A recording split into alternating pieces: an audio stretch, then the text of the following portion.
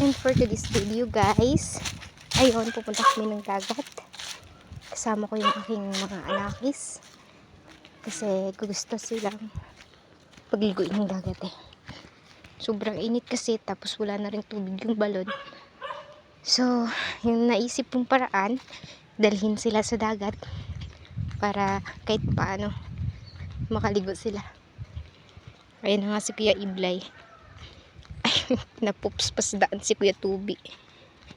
Ito guys, yung daanan dito papunta ng dagat. Buti na hindi pa masyadong mainit kasi yung mga puno-puno naman na din. Pero mamaya sigurado ako pag pabalik namin sobrang init na. So ayun yung mga anakis ko. Thanks. Si Kuya Sak, pabalik-balik pa. So ayun na nga. Sana lang talaga, sabi ni Kuya Loktoy, marami daw sa labay ngayon. So sana wala naman, hindi naman na kami masalabay. So ayan, lapit-lapit na kami konti sa dagat. Ito nga pala guys, sanapsan pala ito sa Labtay. Kasi basta pag nakapunta kayo sa mga dito Bandame, malapit lang naman, halos lahat ng dadaanan yung mga gilid ng, sa mga gilid lang yung dagat. So kasi pinagpala tong lugar na to. O pagka dito sa kabilang gilid puro dagat, kasi sa kabilang gilid na ilog. Kaso it's summer season, kaya mahina tayo sa ilog. Ito dating dinadaanan na to, ito. Ayan, yan siya. Tubigan, daanan niya ng tubig galing sa ilog. Kaso talagang tuyong-tuyo siya kasi gawa na rin ang wala ng nag-aulan. Street talaga yung puro lang init.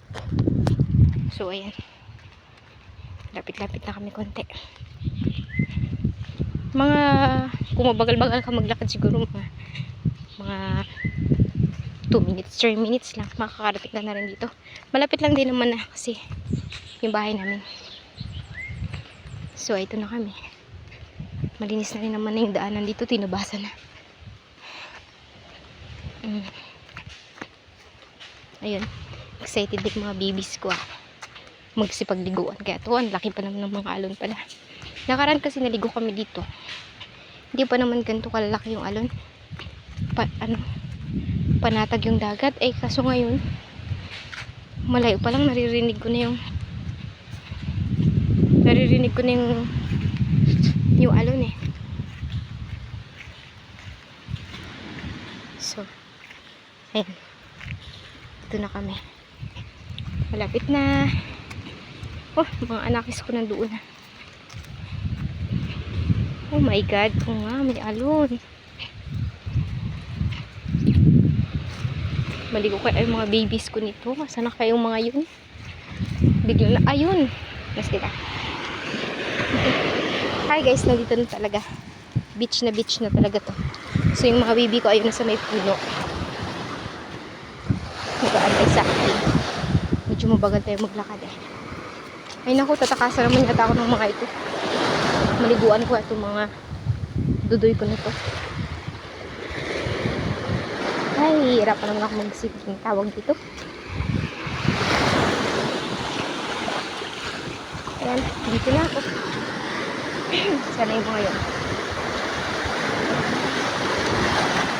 Sak! Come! Yay!